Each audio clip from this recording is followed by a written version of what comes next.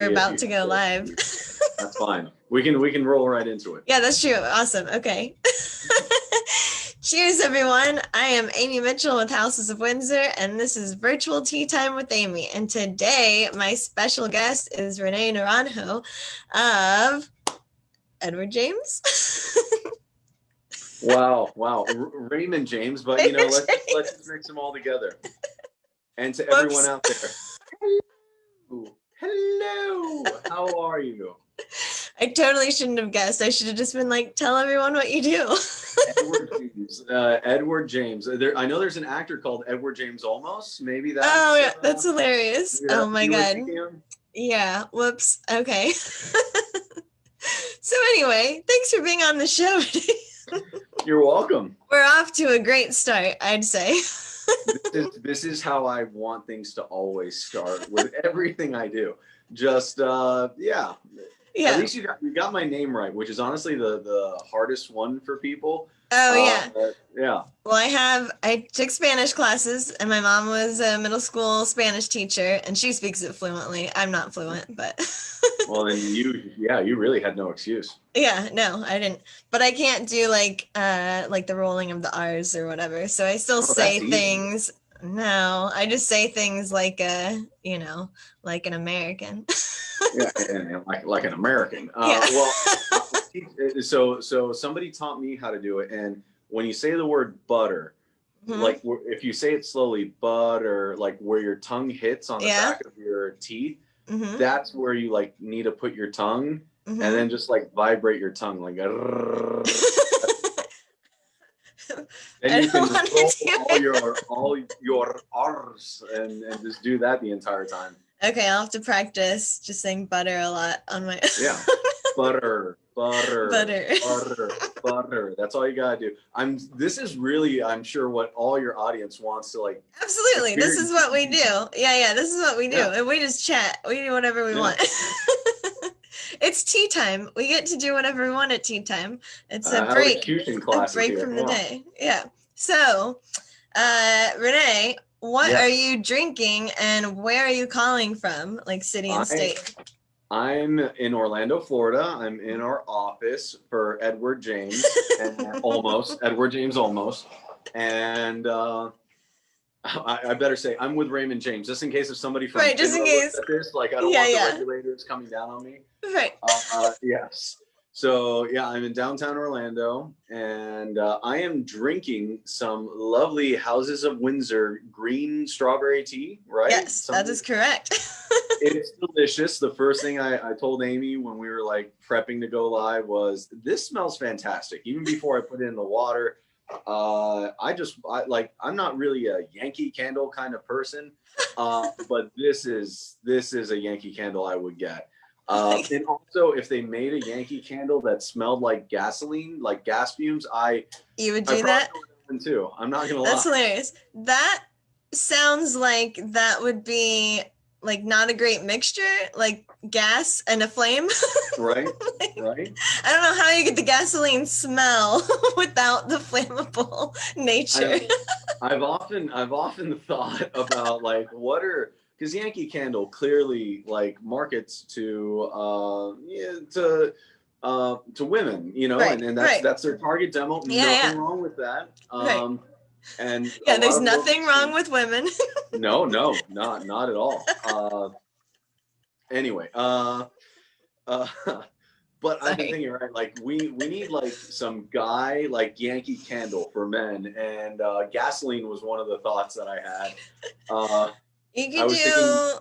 Sorry, go ahead. What's the other one you're thinking? Well, the other one that I had was like cigar ashtray. That's also a good one. Cigar ashtray. Is campfire like still too girly? Campfire's a good one. No, campfire is a good. It deals with burning things, so it's definitely. It's on there, man. It's on there. That's hilarious. Do you want just one candle that just is called arson?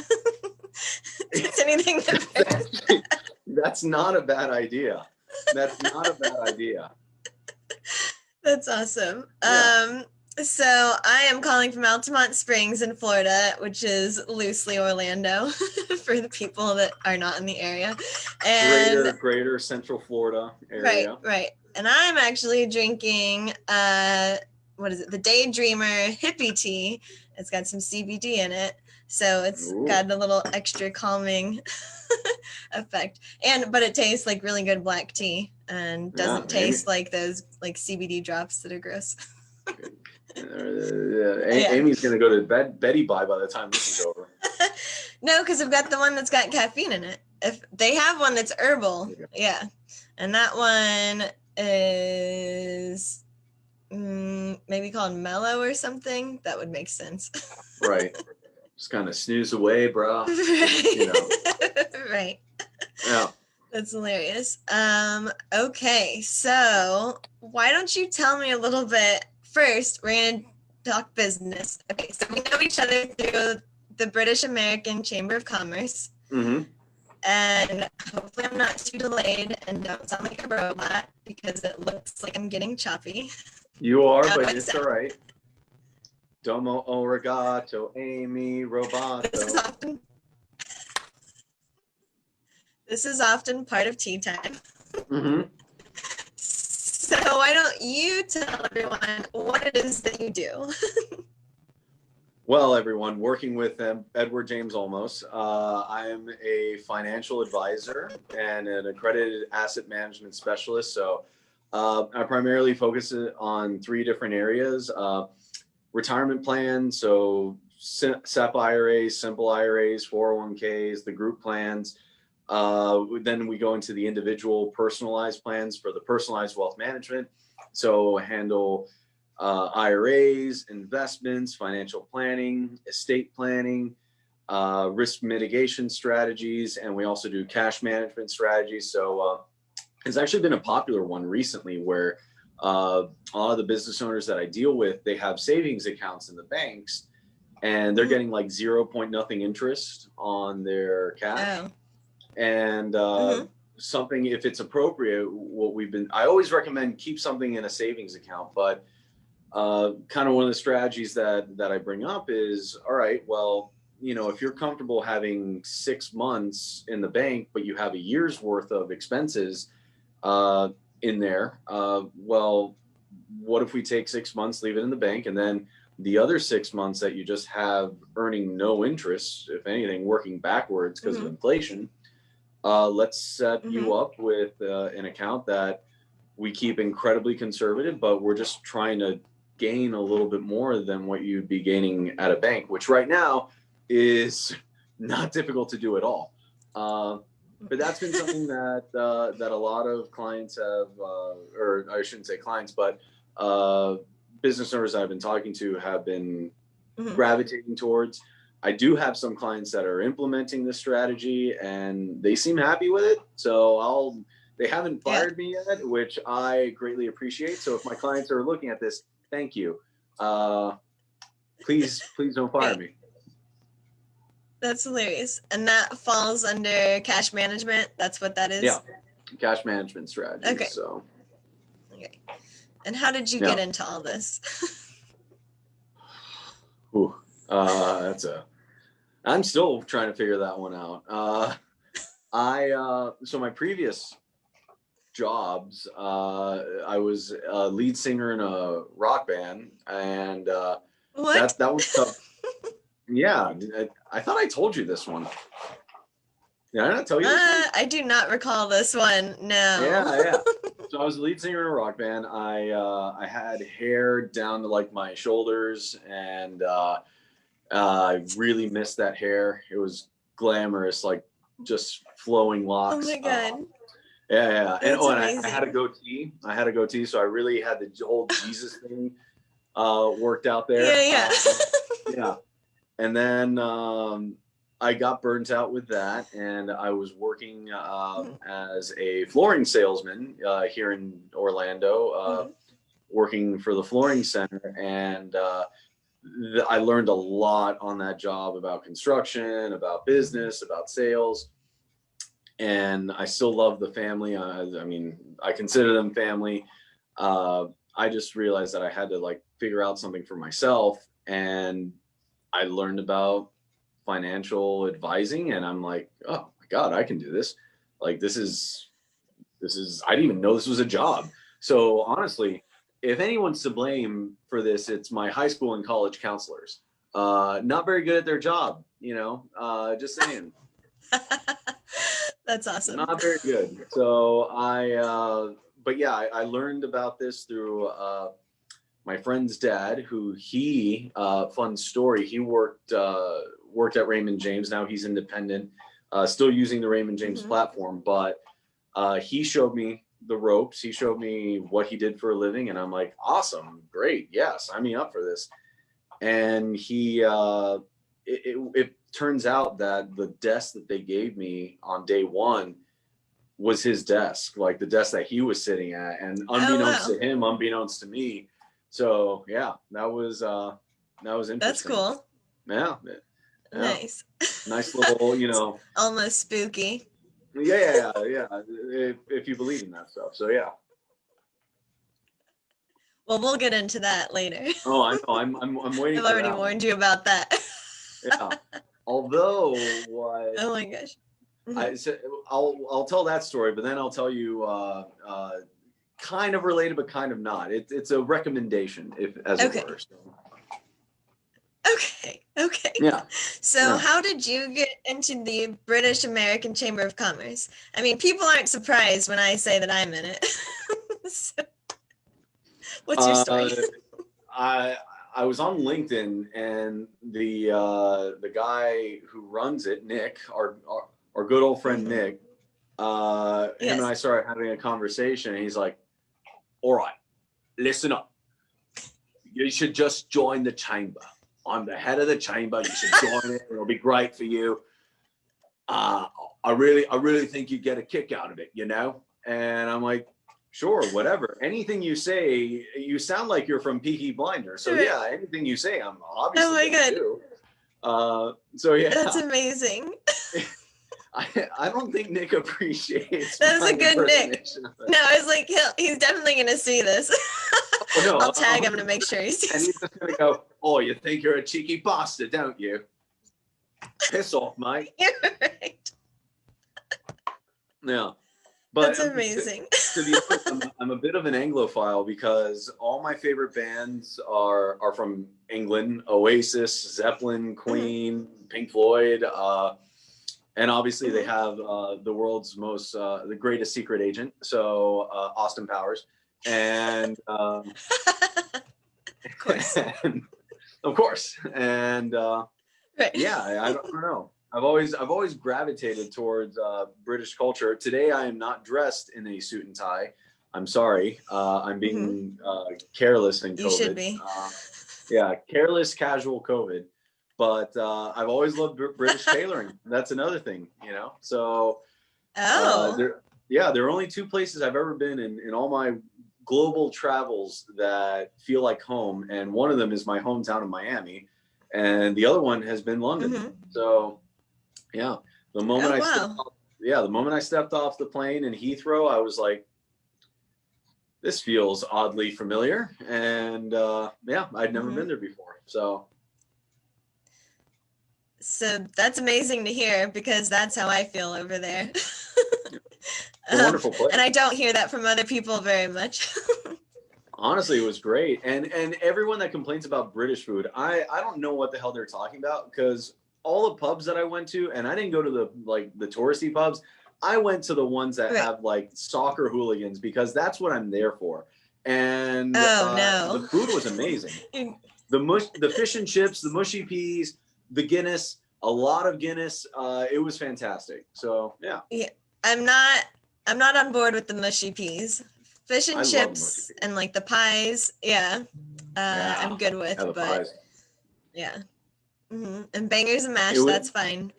But yeah, it was like bangers and mash. Yeah, that's fantastic. But it was like mashed potatoes, but with peas. It worked out. I guess you really have to like peas, though. I'm not really a pea fan. I mean, I'm not anti-pea. I don't have like a strong moral objection peas. It's just, you know, I tasted them, I liked them, and I really didn't understand what everybody was complaining about. And the room temperature beer also wasn't an issue for me either, because the temperature was we were there in the middle of the summer, and it was on the news they were reporting a record heat wave that has killed 10 people in London, and I'm like, it's 80 degrees. This is and zero humidity. Like, this is heaven. You ask any Floridian, this is heaven on earth. What are you talking about? Record-setting heat wave. Like, and that's the moment that I realized that you can't trust the news, because they embellish things everywhere. So that's hilarious. It was the truth. That's really funny. Yeah, I've definitely gotten a sunburn over there before when you're there in the summer. Like, people expect that the entire trip is rainy and cold. I'm like, no, like, that's only parts of the year. Yeah. I mean, you can see the tans that I get, so, you know. Yeah, I mean, this is about as good as it gets nowadays. When I was not a mom and I could just like be out at the pool for as long as I wanted to be, I was a lot tanner. But, you know, now I've got a little one that runs my schedule. And so these kids, I know taskmaster kids. Yeah. It's like, do they not care about my tan? Yeah. What the hell? Come on, so selfish. Baby. Yeah, baby. What's your problem? Like, give a little bit. God. Ugh. It's hilarious. It's the truth. Yeah, so that's awesome that Nick talked you into that, and you're just like, yep, okay. Yeah, hold on. I want to hold on onto the whole baby thing, because I feel like this is, well, I don't really want to hold on to the baby. In fact, I try to let them disperse them as quickly as possible. But this past weekend I was hanging out with my godson, and he just turned a year old, and he's you know, he's already walking, and I had an epiphany. And babies are basically just drunk people. Like, that's like, they walk like drunk people, they stumble like drunk people, they they use the bathroom in their pants like drunk people. They vomit like drunk people. Yeah, it's hilarious. They're cranky. Like, they need sometimes, sometimes they babble. Like, I mean, I was looking at him and I'm like, how many beers has this kid had? And well, it was his birthday. Don't judge him. it was a little past his birthday. I mean, he was just milking it at this point. Okay. It's like a month or two later. He's one of those where it's like a whole birthday month. Yeah, it's my birth year. I'm just gonna celebrate my birth year. Okay. Free year. And who the hell came up with that? Like, I know this is a complete tangent to the British American Chamber of Commerce. That's okay. We'll go wherever. Right. But who the hell invented, it's my birth week, I'm just going to do whatever I want for an entire week, it's fine. And then it became like a birth month. Yeah, like, now it's month. Yeah, it's my birth quarter. It's the birth quarter of the year. I'm taking up the quarter, and it's all mine. And we're going to just celebrate me. Like, so on that note, I want to know what your kid birthdays were like, because back in my day in the 90s, in Indiana, it's like everybody gets together, sure, like family and friends, but like there's cake and there's ice cream and there's presents. It's not like a whole to do. There's not like special entertainment. They're not serving a meal. Like, what was yours? What were your birthdays like? It was basically like that. And I still feel, I do remember getting like, you know, those creepy entertainers that you're pretty sure like they're felons, and this was the only job that they could get is entertaining at a children's party. And I had that thought when I was a kid. So imagine, like, now I observe it, but I'm probably insulting so many people right now. Whatever. So I know, I think I had like Batman at one of my parties. Like, Batman came up and, you know, he's like, "Who are you? I'm Batman. We're the kids. And even then I was like, you're not Batman, dude. Like you look like, you smell like cigarettes. And I'm pretty sure Batman doesn't smoke. And it was, yeah, it was a very traumatic experience as a child. So there would be, I remember themed parties, and maybe you would you'd have a party at like a place, like a go-kart arcade place. I don't even know if those are still around. For any of the children watching, that's when people went outside and played video games in like a location instead of their home. Right. And they'd use these things called go-karts, which, yeah. That's what I remember. And again, to this day, I feel like kids' birthdays are mainly about the parents being able to like get together and be like, oh, thank God. Like it's a support group for parents. Like they come together and they're like, right, we're not alone, you know? And they just, I'm pretty sure there's a flask. Like there's always somebody with a flask, and the other people are like, yeah, I need some of that. Like right here, pour that in, because there's no way I'm making it through Michael's third without, you know, some liquid courage. Right. Just my insights, my observations over time. So. Yeah. Well, and that brings up a good point. As far as, I don't know at what age this changes, but like all the kids just used to get dropped off at the house. Parents didn't stay around. It was only the birthday kids' parents that had to deal with the whole group. Really? Oh no! Yeah. See, my mom watched way too much nightly news, and honestly, now looking back, maybe it was a good thing. And so her biggest fear was I would get abducted, and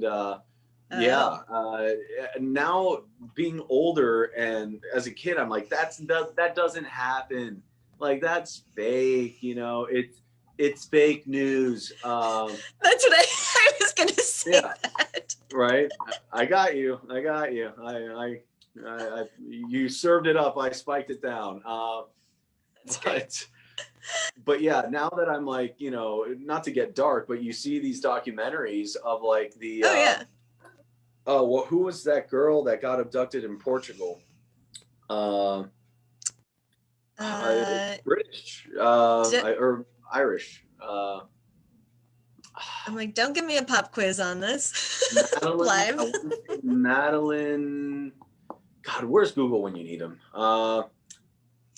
Nick would know. This was a big controversy, and there's a documentary on Netflix about her. Yeah. Heartbreaking. But basically, she was abducted from like the parents' hotel room, and they were just hanging out with the other parents, thinking they put the kids to sleep, and they go back to the room, and she's gone. And it's like, okay, yeah, kidnapping does exist. So thanks, Mom, I guess. But I was the very uncool kid whose parents wouldn't leave him alone. I see. Yeah. I see. Yeah. I was left alone to a degree. I had my best friends like across the street, and they always had a babysitter, or a lot of the time. So like we were just loosely watched by the babysitter. But it was more like when I was a teenager, I can't ride with other teenage drivers. I can't like leave town in a car. Like it was more, I guess, safety that wise. Not that I was going to be taken. Those are also legit concerns. The delay. Yeah, no, I feel at least growing up for me, I don't know. I like, there were still a few things that like my parents cared about around my teens, but for the most part, like, meh, you know, I don't feel like the teens were quite as bad as when I was a kid. Like, I feel like it was way more intense. The hawk-like observation that I was under, but. Honestly, I tell people, like, if I have kids, I'm putting the little chips that they like track dogs with, I'm putting that in their ears right when they're born.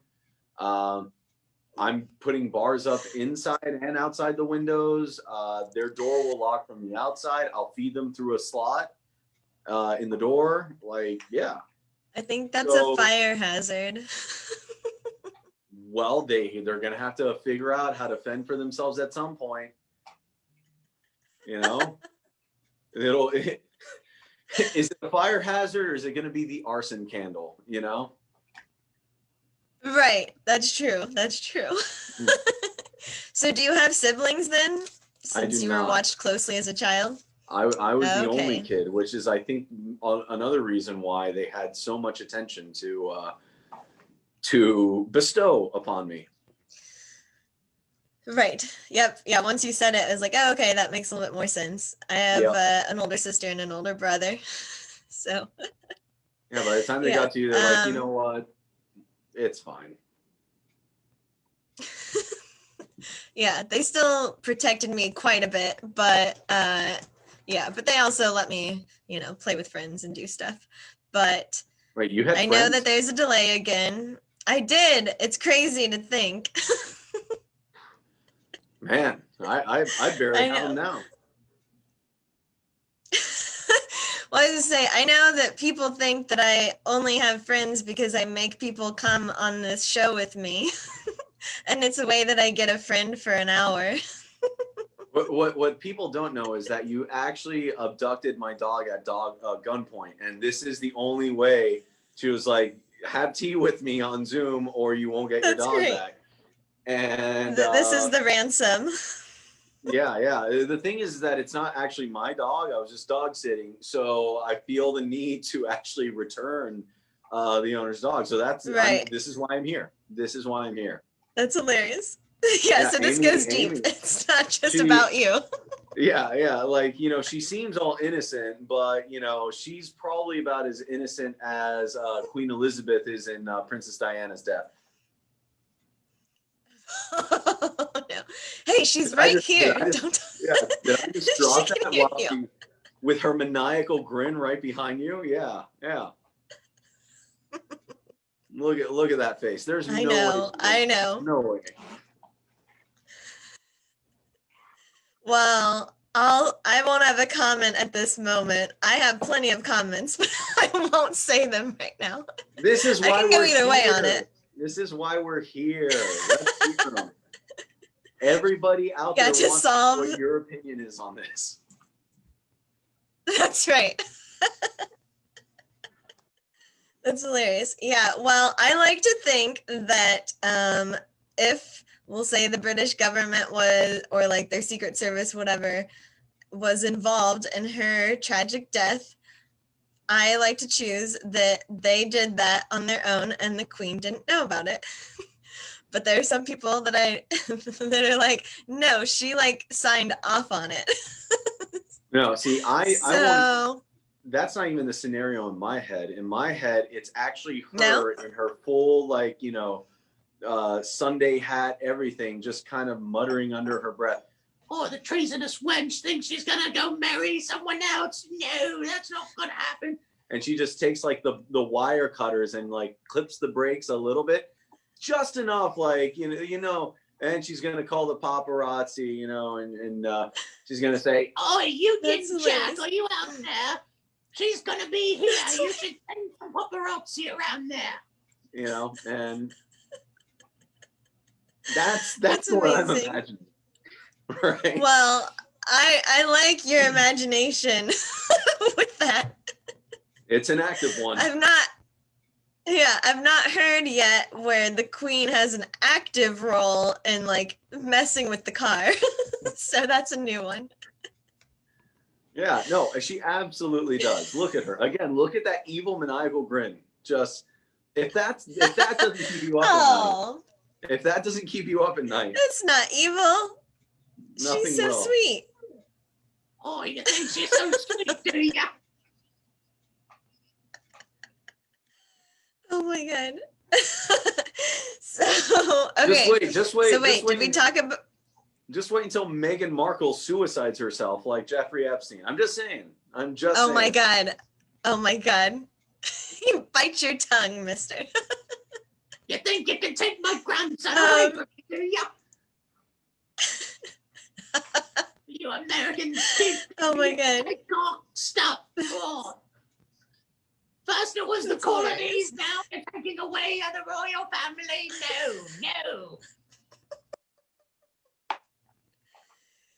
So wait, did we talk about babies sufficiently? Because you wanted to make sure we stayed on the baby talk, the baby topic. I just wanted to highlight that babies are basically drunk people. That was it. That was the only point I had. That was the point. Okay. Just want to make sure, because I know we definitely, we somehow got into the British family, which, I mean, it's easy to have. I mean, that's going to happen if you're talking to me, most likely. Of course. Yeah. But I have to ask you, okay. So what is your passion, like obsession, special interest, hobby? What's your thing that's not work related? That's like your thing that you kind of geek out on? That like your friends don't, like it's your special thing. I'm just in my head. It's like, what's the professional thing to say, and what's the truth? So I'll go with the truth. I'll take either. Okay. I'll go with the truth. Let's end my career properly, right? Liquor. Liquor is a really wonderful hobby. I like to consider myself an enthusiast. You know, just really.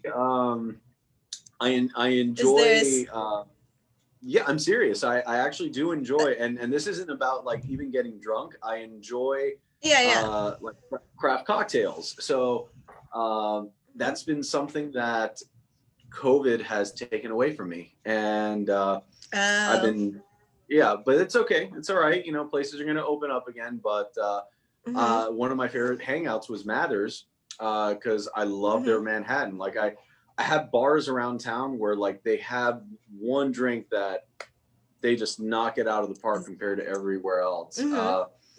Stardust, probably the best martinis in town for me. I like to have their dirty martinis are great, so can never go wrong with that. But also, what I typically have is a dry martini with a lemon twist, and that just hits the spot right there. So then, and the Manhattans are Mathers.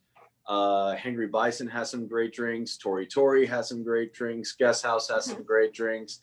Everybody that's watching this really thinks I'm an alcoholic by this point. No, I promise you, I'm not. just no. But like when you said craft cocktails, like I was, I just wasn't expecting such like classy. Like, not that I was expecting not classy, but I'm just mean like a Manhattan and like martinis. I've tried Manhattan before. It's too, I don't know. What is it that's in a Manhattan again? Which type of liquor? Is it? I think it's that bourbon, whiskey? if I'm not mistaken. Oh, bourbon. Okay. Again, Google would be great for this. Right, because martinis are vodka, right? Or can they be other things? Technically, a martini should use gin. Probably beef eater should be used. Gordon's is also a good one, but vodka, as popularized by a certain British secret agent, is what the go-to is. And vodka's one where I typically go with vodka as well. But I will say vodka of all the liquors is my kryptonite. That's the one. Everybody has like normally tequila is the one. I like tequila. Doesn't do anything to me. Tequila is kind of my weapon of choice. Yeah, gin's great too. But vodka does a number on me. So like I can have it. I just can't. I can only have so much, or else. It will affect me adversely later on that night. So I just start having like the potato sweat in the middle of the night. You know, it's not good. Yeah, that's so gin is something that I I started drinking it probably in Chicago, and like tried it at random. I was like, oh, I really like this. And but I learned that, you know, for me, drinking in general, I have to be very careful because it's like one drink too much and basically I'm throwing up for the next 10 hours. So, yeah, it's really not fair. I don't get to just like go pass out somewhere. You're one of those. I'm really not I'm really not exaggerating on the time frame either. It's bad. So gin usually tricks me every few years. I think I can go back to it. And I'm usually good for a couple of different times. And then like the third or fourth time that I'm drinking it, I got too confident. And gin tricks me again. It sounds like gin's like your abusive ex-boyfriend that you just keep going back to in between other relationships. That's what you just made gin out to be. Like every 2 years, That's true. you know, I reconnect. You know, I go on Facebook. I just see what he's up to, and you know, you just kind of slide in there, and that's right. And the rest is history. Right, and the first couple times that we hang out, like everything's good again. And then. Yeah. And then it gets me. Yeah. So,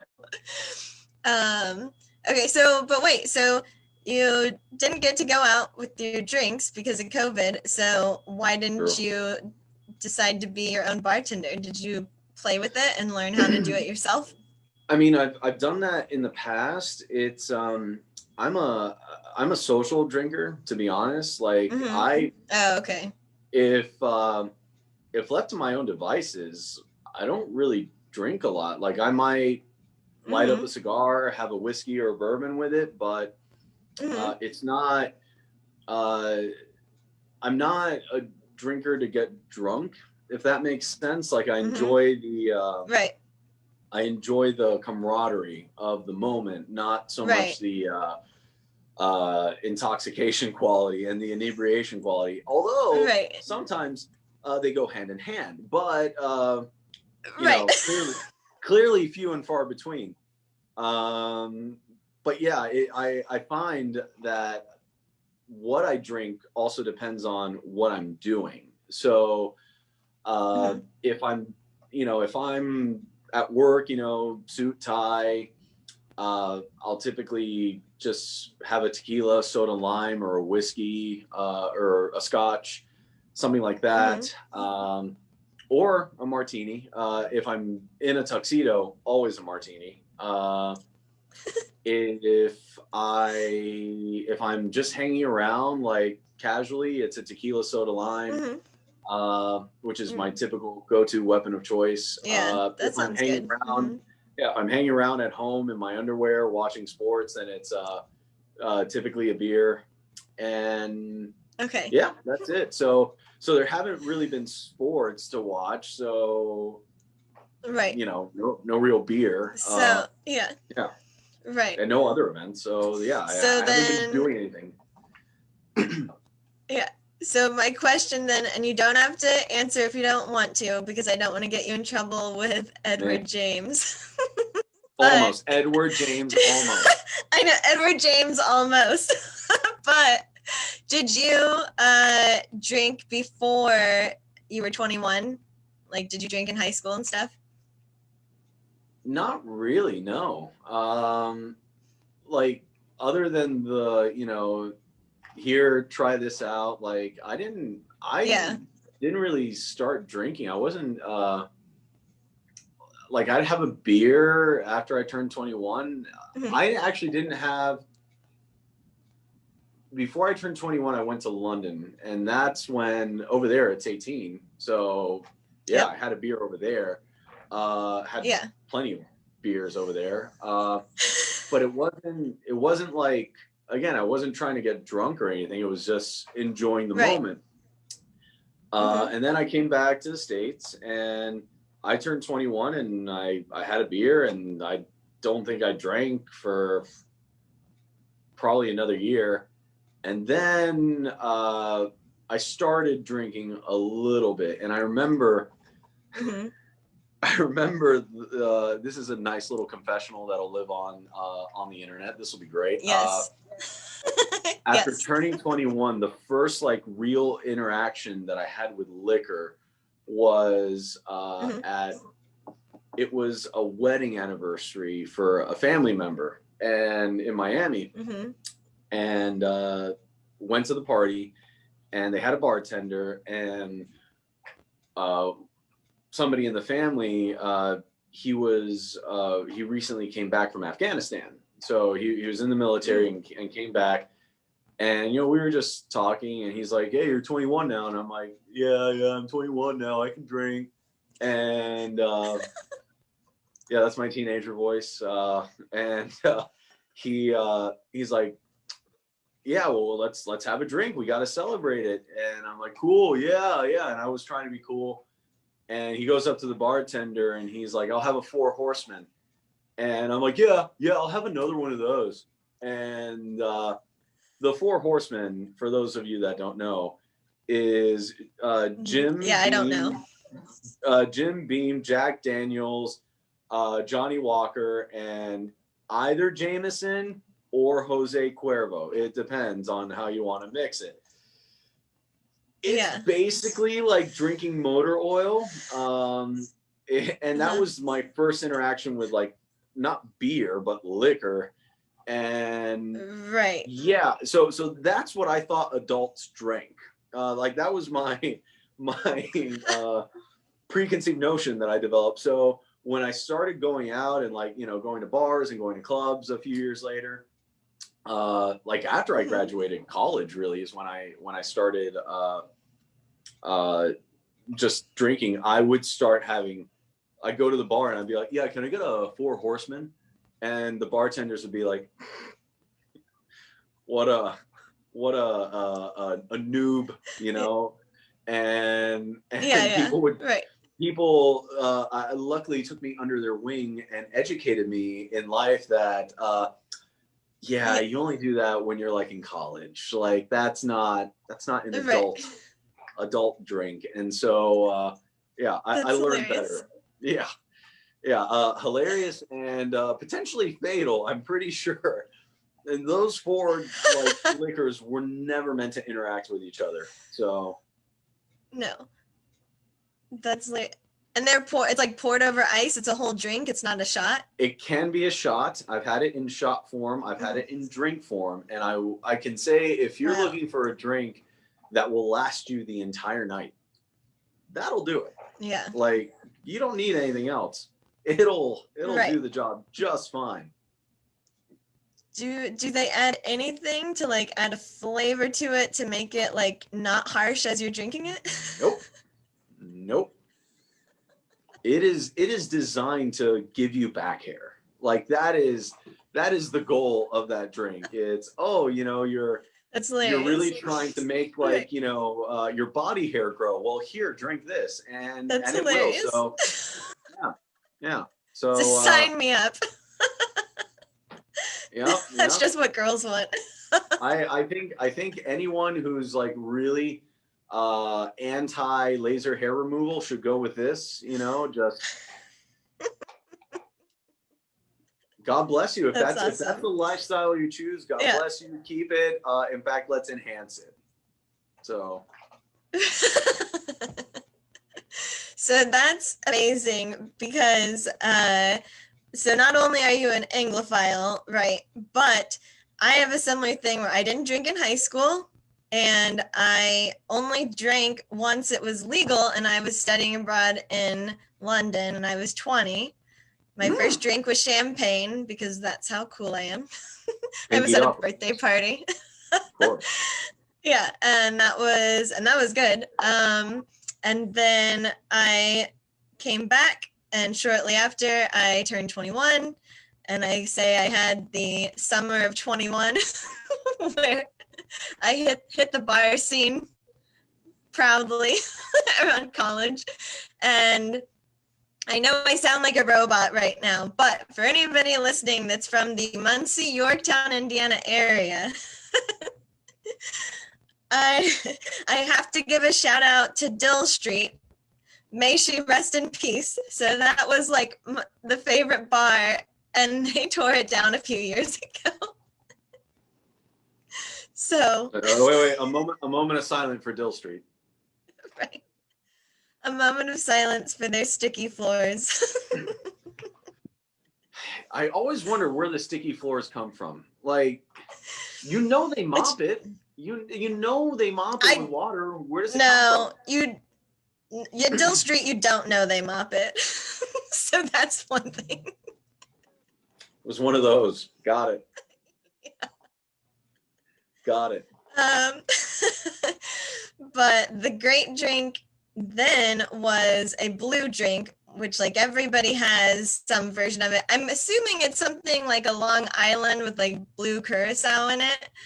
But in our area, it was called an AMF, and that stood for Adios Mother F. Because once you drink it, it's like, see ya. Is it Mother Friender? Is that what you were trying to say? Yes, Mother Friender. Thank you. Yeah, I couldn't find the word. It's an elusive word.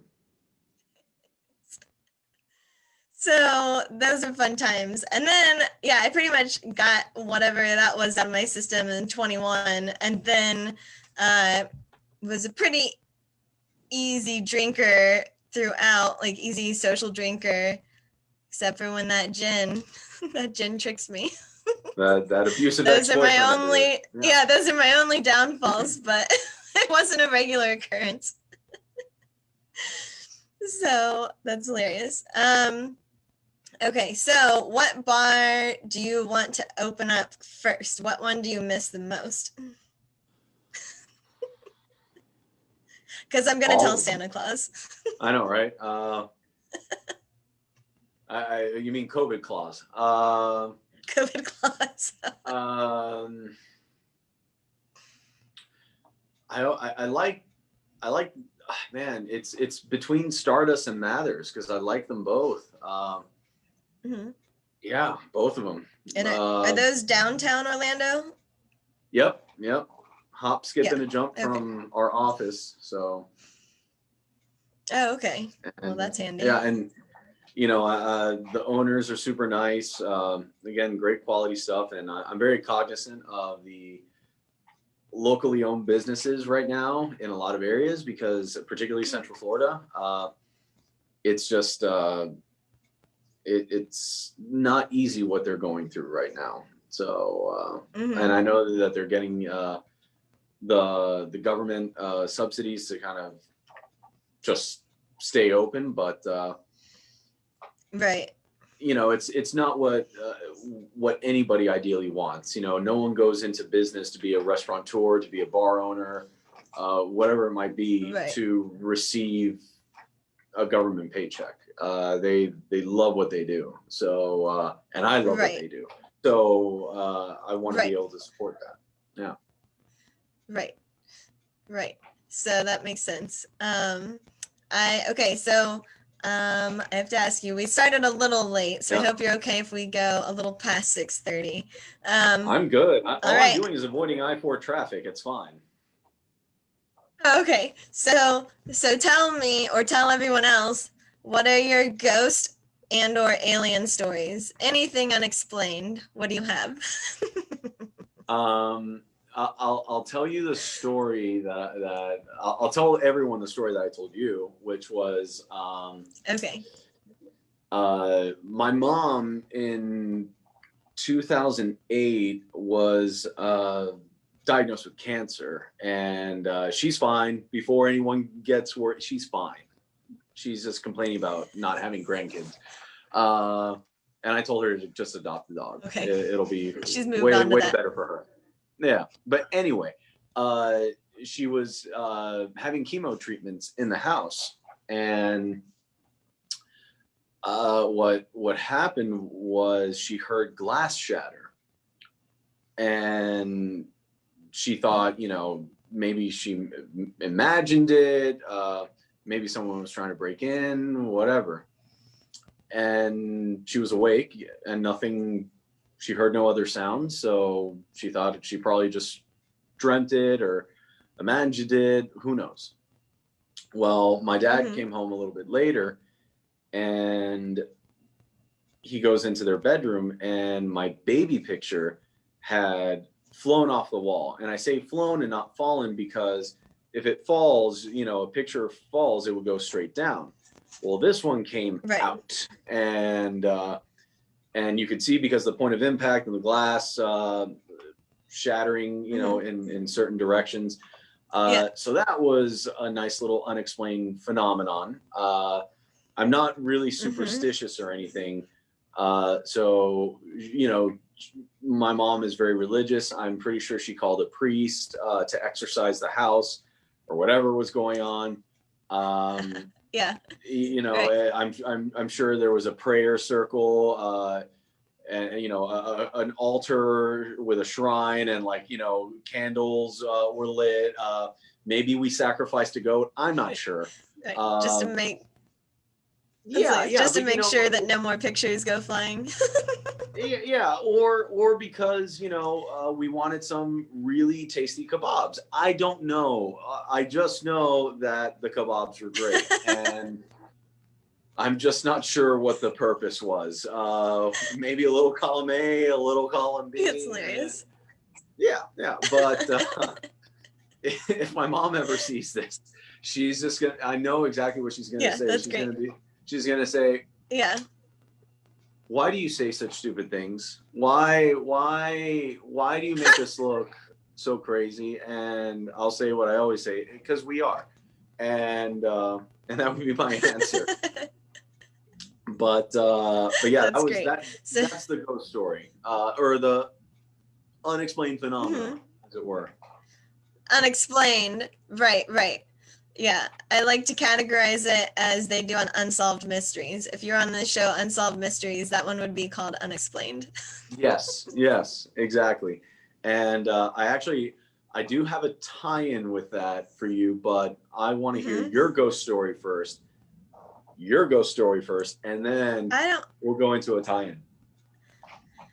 I don't have one. That's why I want to know everybody else's. Fine. Alien story. I don't have that either. So my only ghost story is that I potentially could have like seen some really cool stuff. I went on a ghost tour in Scotland, in Edinburgh, and it was in their underground tunnels, which is not like London underground. It's just straight up like gross, wet, damp tunnels. And so, basically it used to be where they would kick all the like poor people off at nighttime. They kick them off the street, and they'd all have to go down in this underground because they were like, if you could afford a match, you wouldn't even be down there. So it was like really bad down there, and dangerous and everything. And as a lot of spooky history stuff goes, there was some kind of fire, and a lot of people were trapped down there. And so, yeah. So, I don't think we should have a burnt flesh scented candle, by the way. Probably not. Yankee if it's Candle, Edinburgh, if it's Edinburgh, like specific, there can be like a hint of like a wet stone smell with it. Just a slight hint of mildew, you know, just a slight. Yeah, just tiny. Yeah, it's not. Yeah, just a tiny hint.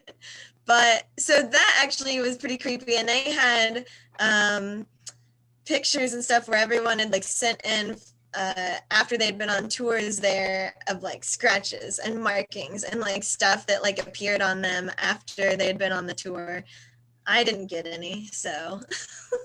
But probably from the other people in the tour group, like at Halloween Horror Night, probably, where people just dig their nails into you because they're scared of somebody in a rubber mask. So that's hilarious. Yeah, I have a bone to pick with Halloween Horror Nights. So why? Actually, I know a lot of people that work there, so let me know and I'll pass it along to them. Yeah. Okay. The number one problem is it's too safe. So I agree. I can see all of the haunters because there's so many exit lights everywhere. I know. It's so busy. It's so busy that like you're a stream of people, and so like you see them jump out 5 people in front of you and then they hide back, you know. So I'm a person that is a little weird. I mean, I'm weird in lots of ways, but I'm a little weird when it comes to haunted houses. I really, really like them, and it's really, really hard for me to be impressed by one. So I prefer we'll say the I prefer the at-home haunted houses where people are doing it in their backyard or like Indiana, cornfield, whatever, and just kind of anything goes. So, there's not there's not the rules and the safety guidelines of Halloween Horror Nights. So that's my thing. Like everything, of course, looks amazing there, the makeup and like the production of it. But I'm like, literally, I only got scared one time when I went, and it was in like a house that it was like the Halloween house, and they had like a bunch of Michael Myers all over, and you have to walk through this hallway, and they all like are fake, but of course there's like a couple that are real, but you can't tell. Yeah, and then they like jump out. Yeah, so it's like that was the only time I was like, oh, that was a good one. So what I enjoy about Halloween Horror Nights is the production. Like I go there to see the production and to see the people that still get scared of leaf blowers like being like activated behind them. Like I've never seen so many people afraid of gardening tools in my life. That is just, it's hilarious. It's fantastic to watch. But that is hilarious. But the people watching is great. But yeah, I'm with you on they need fewer exit signs, more fire hazards. Yes. Right. And, and like you know. Yeah. Because I mean, if there's a fire, you know, heaven forbid, then next year they're gonna have real haunted buildings. True, so, it just ups the production value, you know. You know, I'm just saying, like, if you know, look on the bright side, guys. Yeah, might not be low cost because there's definitely going to be lawsuits involved with that. But that's true. That's true. Have you seen the like the YouTube videos of clowns just like randomly showing up? There's a clown in Florida that I think you can hire. Yeah. There's I can't remember his name. My friends will kill me for not remembering, but you just call him and you pay him and he shows up in like creepy clown outfit, makeup, everything. And like you tell him like, yeah, my friend has a motion detector in his backyard or something. And oh my God. Yeah. Oh yeah. Like that is amazing. Dude does a great job. Oh my God. Like, I love that is a thing. And I almost was like, ooh, I want to do that. But it's like, I feel like some people have bad reactions. Like you could get shot. A little bit. Like, you might get shot. Yeah. But so the tie-in question that I was going to ask, I guess it'll be a follow-up, is what is a good horror movie that you've seen recently?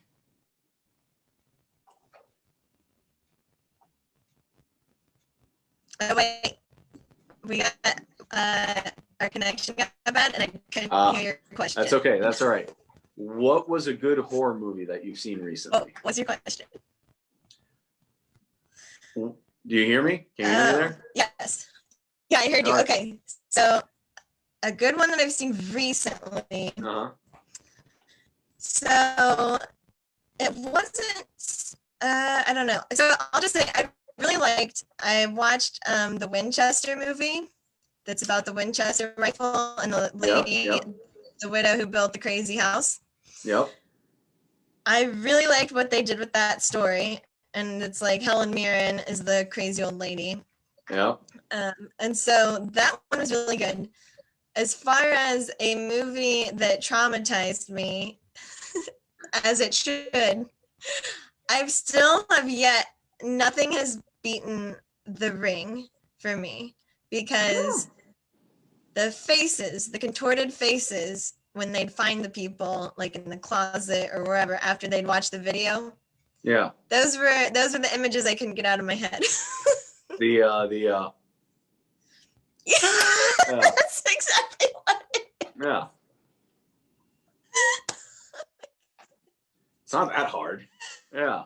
It's hilarious. Yeah. So those were really scary. Which, but I also by the way, loved really it. scary, and you're laughing at it right now. That's how I wake up every morning. It's hilarious. Do you watch the video every night? The Ring video? I watched The Lord of the Rings. I think that counts. Lord of the Rings. Right? That's hilarious.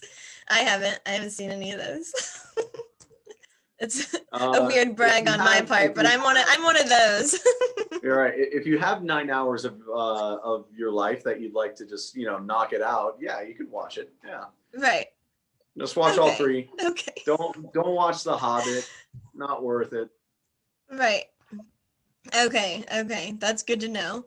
And what was I going to say? So, I dressed up as Samara for one Halloween shortly after the movie came out. Samara was like the creepy girl, Oh, yeah. the one who caused all the problems.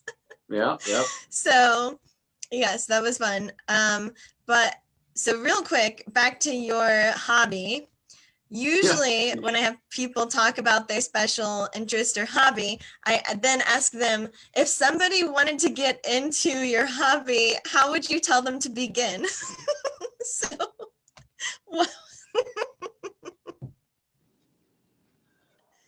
go to a bar. How would you advise? Yeah, what's the starter drink? Starter drink. See, The Four Horsemen. No. I don't need that. I don't need that guilt on my conscience. Are you crazy? I think if you really want to experience like a craft cocktail, like you got to go to a place like a Tori Tori or a Mathers or Stardust, or in Miami, the Sylvester. The Sylvester is awesome. Love that place. And you got to like talk to the bartenders, and I kind of tell them what I'm in the mood for. And like in the Sylvester, I remember, just because it's a really cool bar that not a lot of people know about down there, and I hope they survived COVID, because they're a real charm. But I was telling him, it was the middle of summer, so it's hot, it's humid, it's Florida, it's miserable, and you want something that that has a refreshing taste to it, but has flavor. And they had this one mule that used tequila, but how mules normally come in a copper cup. Well, this one came in a copper disco ball cup. So it was really cool. And it totally fit with the vibe of the place, and the drink was amazing.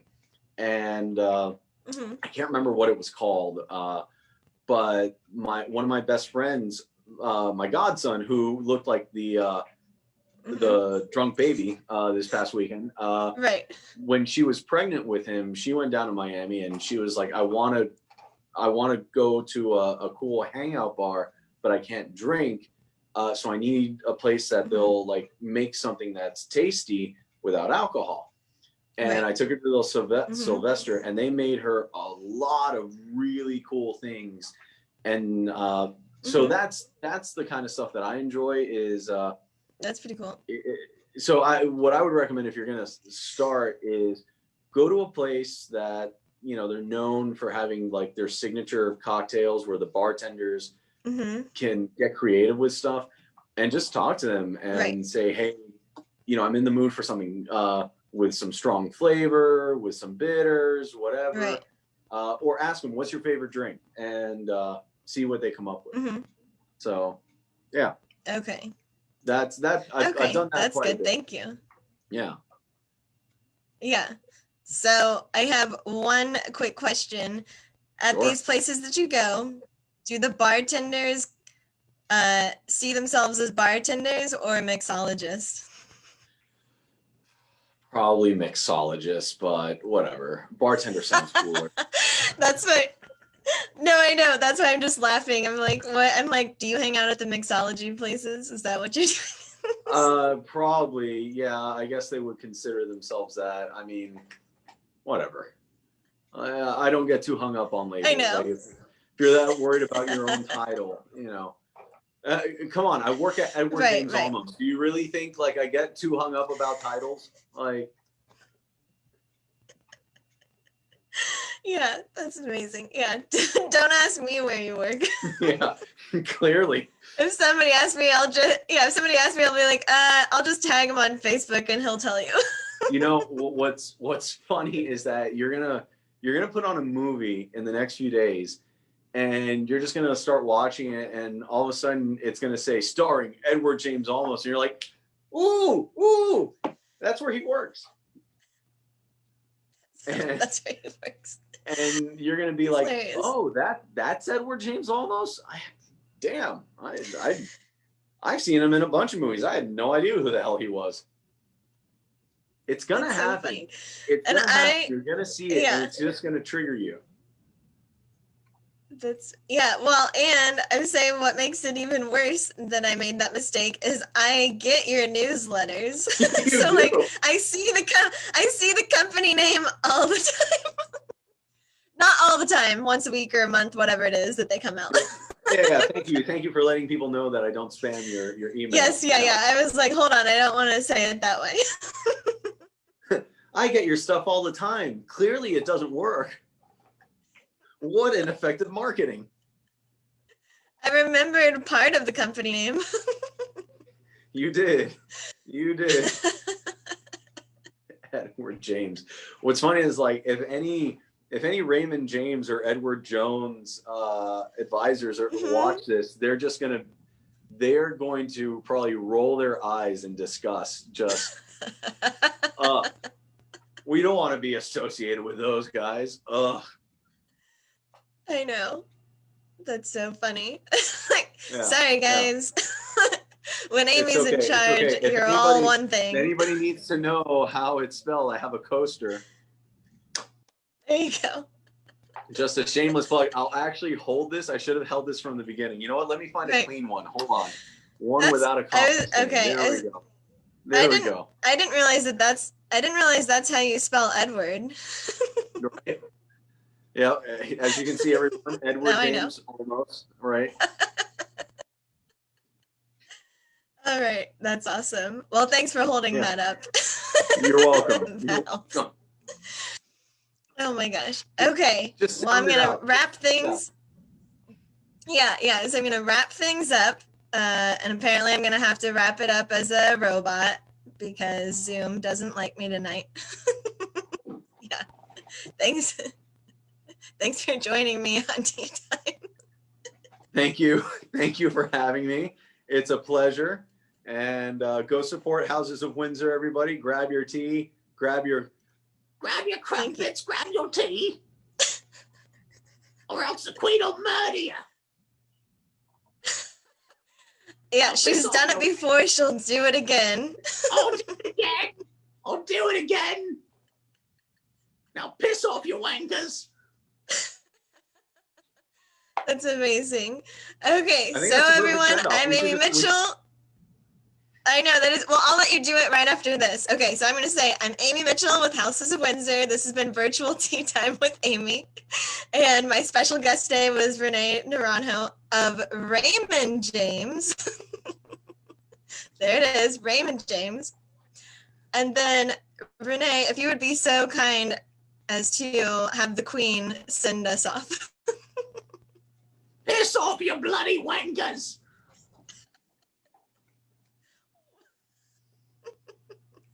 Wonderful. Thank you. Bye.